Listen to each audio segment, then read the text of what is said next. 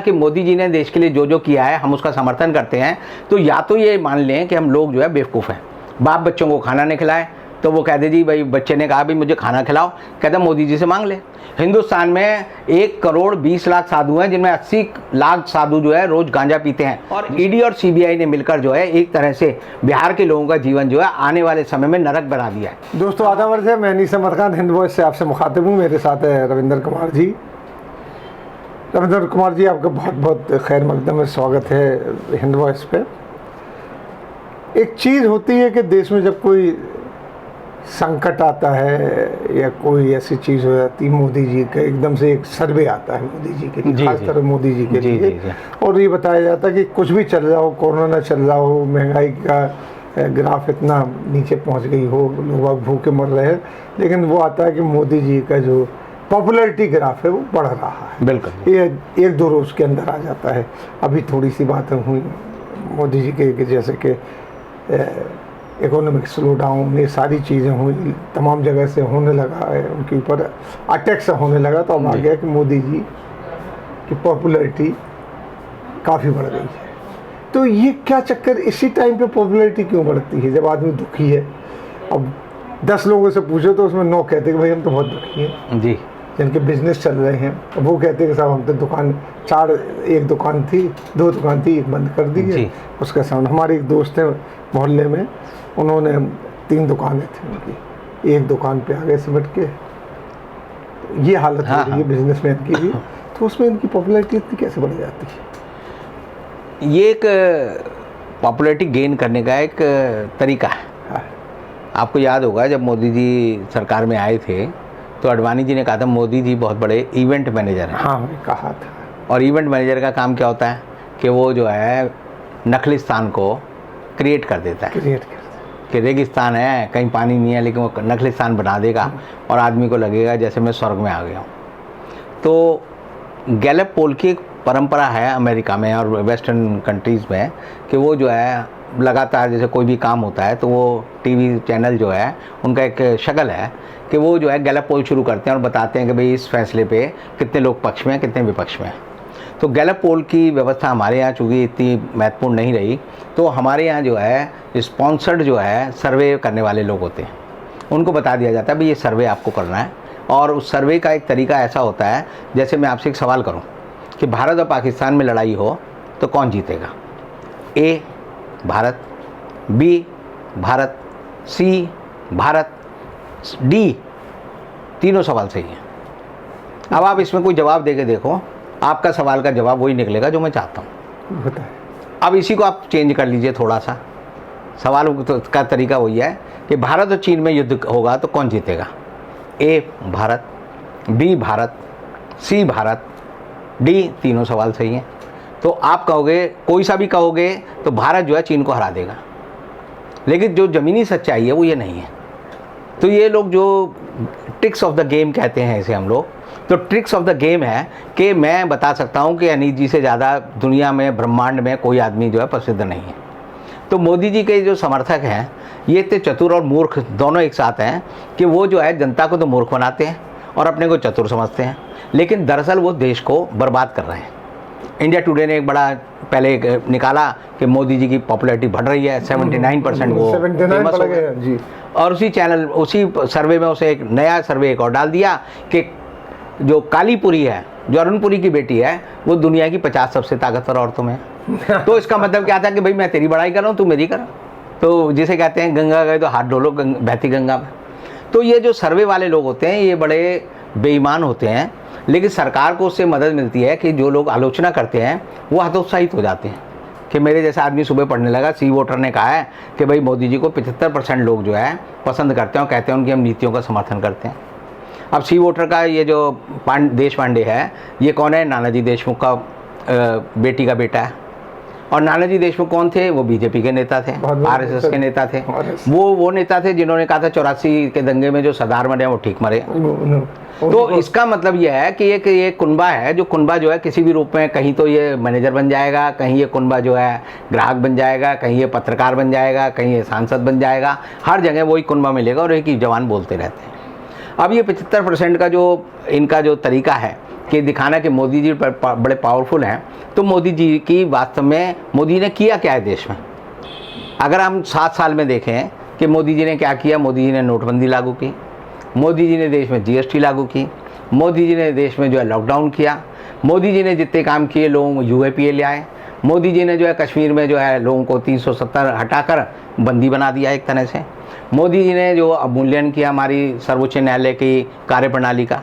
अब कल जो हमारे जो चीफ जस्टिस हैं श्री S.A. बोबड़े और उनके बाद जो चीफ जस्टिस बनने वाले हैं NV रमन्ना, दोनों ने कहा कि भाई जजों के बारे में लोग बड़ी आलोचना करते हैं और जजों के पास कोई प्लेटफॉर्म नहीं है जो अपनी बात कह सके।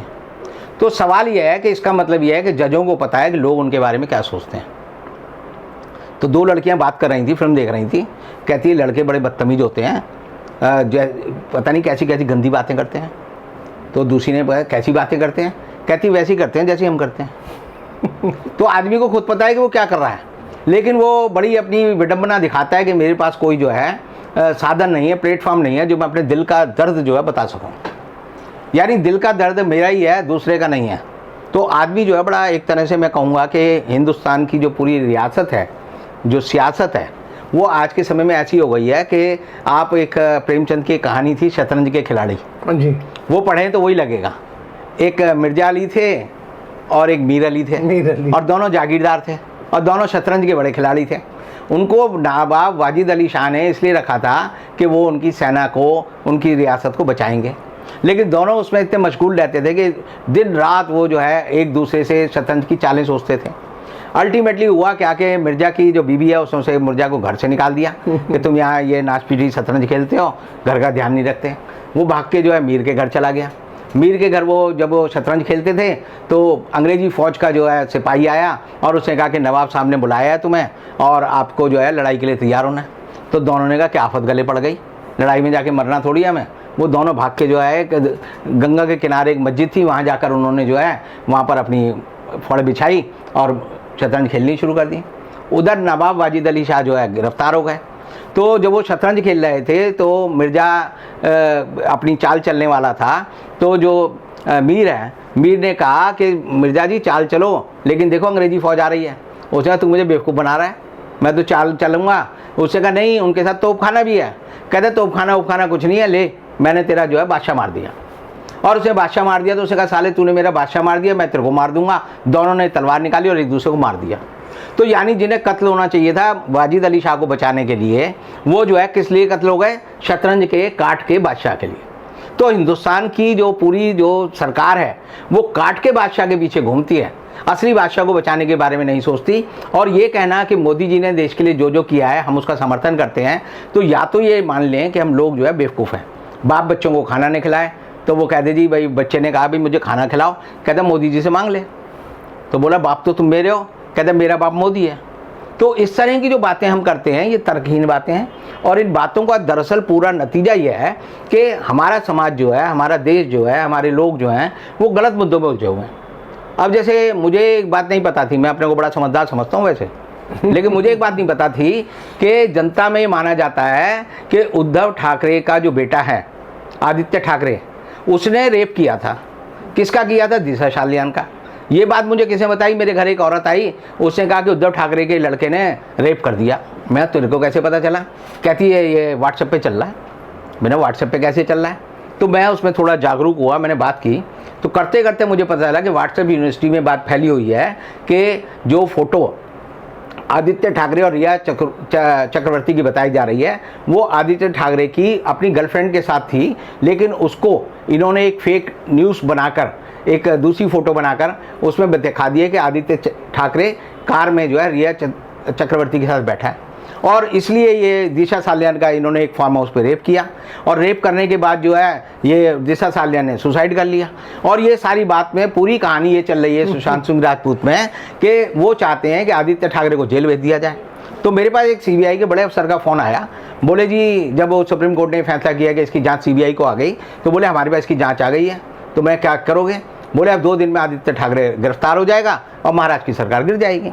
तो मैंने उन्हें कहा आदित्य ठाकरे क्यों गिरफ्तार हो जाएगा? बोले वो रेप में अक्यूज्ड है। मैंने कहा तुम व्हाट्सएप यूनिवर्सिटी की जांच कर रहे हो या तुम जो है सीबीआई की तरह जो है आईपीसी और सीआरपीसी के तहत जांच कर रहे हो? मैंने आदित्य ठाकरे कहीं नहीं फंसेगा। कहता है उसे अरेस्ट तो कर ही लेंगे। मैंने अरेस्ट तो तुमने जो है पी चिदम्बरम के लड़के को भी कर लिया, कार्तिक को, और पी चिदम्बरम को भी कर लिया, और आपको ये था कि भाई 2-3 महीने में ये जो है टूट जाएंगे और मोदी जी के सामने और अमित शाह के सामने सरेंडर कर देंगे, लेकिन हुआ उल्टा। अब इसमें भी ये हुआ, सीबीआई ने जब पूरी जांच की तो उसी सीबीआई के अफसर का मेरे पास फ़ोन आया, बोला आपकी बात ठीक थी, आदित्य ठाकरे का तो इसमें नाम ही नहीं आ रहा। तो ईडी की जांच भी गलत हो गई। अब ईडी की भी जांच गलत हो गई और सीबीआई की जांच भी गलत हो गई। तो मोदी जी के बड़े भक्त अफसर भी हैं। तो जो अफसर हैं अस्थाना साहब, जिनके लिए झगड़ा हुआ था, आपने देखा होगा सीबीआई में नंबर 1 और नंबर 2 का, तो उन अस्थाना जी को मोदी जी ने एनसीबी का, नेशनल नारकोटिक्स कंट्रोल ब्यूरो का जो है चीफ बना रखा है। तो अस्थाना जी ने कहा मैंने देखो लालू जी को ठीक किया था, अब मैं इसको भी ठीक करता हूँ। तो उन्होंने दिशा सालियान को अरेस्ट कर लिया।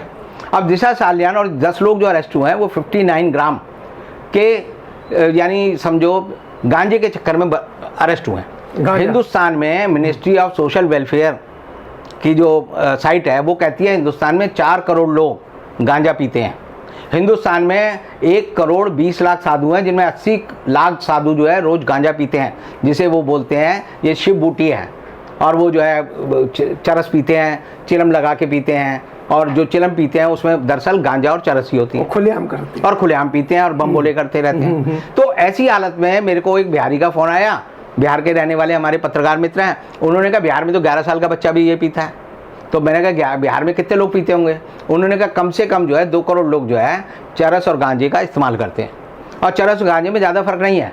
गांजे को अगर आप जो है सीधा उसमें डाल देंगे चिलम में, तो आप उसे पिएंगे तो वो गांजा है, और जब आप उसको लेकर हाथ में मसलेंगे और चाकू से उसको जो मल्लम सी बनेगी उसे लेके उसकी गोली को अगर आप उसमें आग में जला के फिर डालेंगे तो चरस बन जाती है। तो चरस और गांजा बिहार के 2 करोड़ लोग पीते हैं। अब बिहार में चुनाव है, तो इन्होंने कहा सुशांत सिंह राजपूत के मुद्दे पर हमें जो है बीजेपी ने कहा ना भूलेंगे ना भूलने देंगे। अब भूलेंगे या भूलने देने में ये हुआ कि अभी रिया चक्रवर्ती के बंद होने के बाद बिहार के बच्चे को पता चल गया है कि जो चरस और गांजा पीता है इसकी वजह से तू भी जेल जाएगा, और ना तेरे को मजिस्ट्रेट जमानत देगा, ना तेरे को जो है सेशन जो कोर्ट में जमानत मिलेगी, और तेरे बाप की हैसियत है नहीं कि वो हाई कोर्ट जाके तेरे को जमानत दिला पाए। तो 2 करोड़ बिहारी जो है ये सुशांत सिंह राजपूत के चक्कर में तिहाड़ और वहाँ की जो जेलें हैं उनमें जेल में जाने के लिए रास्ते पे बैठे हुए हैं। और ये काम जो है बीजेपी ने किया, ये काम नेशनल जो नारकोटिक्स कंट्रोल ब्यूरो है उसने किया, यही काम जो है सीबीआई ने किया, यही काम ईडी ने किया, और ईडी और सीबीआई ने मिलकर जो है एक तरह से बिहार के लोगों का जीवन जो है आने वाले समय में नरक बना दिया है। अब आप कहेंगे नरक कैसे बन गया? नरक ऐसे बन गया, मान लीजिए ये बम्बई पुलिस तय कर ले कि हमें जो है जितने भी बिहारी यहाँ आते हैं और जितने भी ये लोग जो है यहाँ पर जो है चरस अफीम पीते हैं, गांजा पीते हैं, इन सबको बंद कर देना, तो सारा जो बिहार के जो लोग वहाँ पर प्रवासी मजदूर हैं वो सारे जेल चले जाएंगे। तो और पुलिस को एक नया रास्ता खोल दिया। पहले आदमी कोई पीता था, पुलिस वाला जो है आपको पता चल जाएगा गांजे की महक से या चरस की महक से कि आदमी चरसी है या गंजेड़ी है। अब जो है वो दोनों पीने वाले जो है अब किसी को कभी भी उठा के पुलिस बंद कर सकती है, और अब पुलिस को भी पता चल गया है कि इनको बंद करना जो है एक राष्ट्रीय हित की बात है, देश का भला करने की बात है, भारत माता का जो भाल है वो ऊंचा रखने की बात है। तो सारे गंजेड़ियों को और नशेड़ियों को बंद किया जाना चाहिए। ये जो है एक नया जो है मुहिम जो है देश में चलने वाली है। और इस हालत में जो है मुझे लगता है कि जो कंगना रनावत को इन्होंने बीच में लाया, कि सवाल बीच में आता है बार बार कि कंगना रनावत कहाँ से आ गई, क्योंकि उसका कोई रोल तो है नहीं, उसमें कोई झांसी की रानी तो है नहीं। क्योंकि झांसी की रानी आप डालोगे, जैसे आप यूट्यूब पे जाओगे या गूगल्स पे जाओगे, डालोगे कंगना रनावत की ताज़ा फ़ोटो, तो उसमें इतनी ज़्यादा नकली और गंदी फ़ोटो आ जाती हैं कि लगता है ये XXX फिल्म में देख रहा हूँ। तो मैंने कल उसमें डाला तो एक नई बात पता चली कि जी एक वीडियो है जो कंगना रनावत की है, 32 करोड़ हिंदुस्तानियों ने देखी, और वो जारी किसने की? वो चीन ने जारी की, यानी चीनी भाषा में लिखा हुआ है, और कंगना रनावत की वो फोटो है और वो फिल्म है, और 32 करोड़ हिंदुस्तानियों ने देखा। और जब वह सुबह उठा तो पता चला, आपने भी बताया मुझे अभी, कि इंडियन एक्सप्रेस ने खबर छाप दी कि चीन जो है हिंदुस्तान के लोगों की जासूसी कर रहा है, हिंदुस्तान के राष्ट्रपति की जासूसी कर रहा है, हिंदुस्तान के प्रधानमंत्री की कर रहा है, प्रधानमंत्री की बीबी की कर रहा है, प्रधानमंत्री के जो है बाकी मंत्रिमंडल है उसकी कर रहा है, हमारे नेशनल सिक्योरिटी एडवाइज़र की कर रहा है, हमारे रक्षा मंत्री की कर रहा है, हमारे सारे चीफ मिनिस्टर्स की कर रहा है, हमारे जो है बाकी जो IAS ऑफिसर हैं उनकी कर रहा है। 10,000 लोगों की जासूसी कर रहा है। और जासूसी किस नाम पे कर रहा है? जासूसी इस नाम पे कर रहा है कि वो आपके दिन एक डाटा बताएगा कि हिंदुस्तान के जो IAS हैं वो ऐसी गंदी फिल्में देखते हैं, हिंदुस्तान के जो IPS हैं वो ऐसी गंदी ब्लैकमेल करेगा कि हिंदुस्तान के सारे जो इलीट क्लास है, जिनके पास स्मार्टफोन है, जितने भी एप्पल यूज़र हैं, वो जो है इस तरह के गंदे कामों में लगे हुए हैं। और दूसरी तरफ आप देखेंगे कि अगर वो इस काम में लगे हुए हैं तो भारत सरकार को चीन के इस ऐप के खिलाफ जो है कार्रवाई करनी चाहिए। आज संसद चल रही है तो इस पर बात होनी चाहिए। संसद में बात ही नहीं होती है, लेकिन संसद में वो खुद देखते हैं। पता चला जिस सांसद ने कहा कि भाई ये उठा रहे हैं, और वो उसी की अगर वो जारी कर दे कि रात को यही देख रहा था 3 बजे, तो फिर क्या करोगे? आपको याद होगा एक सांसद का बिल आ गया था, जब नेट के पैसे लगते थे तो एक सांसद का बिल आ गया 36 लाख रुपए का। खबर भी आई कि 36 लाख का बिल आ गया। पता चला उसके नौकर जो थे, सांसद जी तो सो जाते थे, उनके नौकर जो है उनका जो सरकारी फोन था उस पर ब्लू फिल्म देखते थे।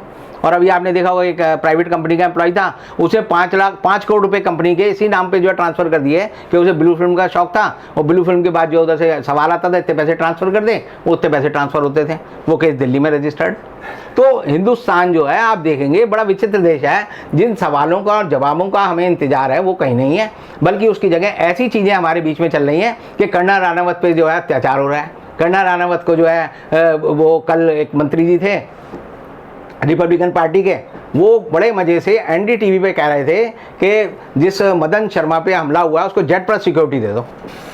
जेट प्लस सिक्योरिटी क्यों दे दो जी? इस पर शिवसेना के लोगों ने जो है हमला कर दिया। कर्नल रावत को कोई हमला नहीं हुआ, उसको सिर्फ धमकी मिली। उसे बम्बई को कहा कि ये पीओके है, पाक ऑक्युपाइड कश्मीर है। ये बात कहने के लिए उस पर यूएपीए लगना चाहिए था। उसको मोदी जी ने कहा व्हाइट कैटेगरी की सिक्योरिटी दे दो, और उसको गवर्नर ने कहा मेरे घर आ जा मिलने के लिए। तो ये जो है पूरा देश जो है एक तरह से मजाक में चल रहा है, और पूरा देश जो है मजाक के तौर पर चलते चलते हम देखेंगे कि ये देश जो है, एक दुष्यंत का एक शेर मुझे याद आता है कि कैसे कैसे मंजर सामने आने लगे हैं, गाते गाते लोग चिल्लाने लगे हैं, अब तो इस तालाब का पानी बदल दो, ये कमल के फूल कुमलाने लगे हैं। तो ये जो कमल का फूल है कुमला गया है, अब इसे जो है गटर में फेंकने की ज़रूरत है और इसे सर पे लेके चलने की ज़रूरत नहीं है। यही मैं सोचता हूँ और यही मेरा मानना है। बहुत आपने अच्छे तरीके से समझाया कि सवाल को जवाब दिया आपने। बहुत बहुत शुक्रिया आपका रविंदर जी। इसी के साथ हम लेते हैं विदा। अगले अंक में फिर हाजिर होंगे रविंदर जी के साथ।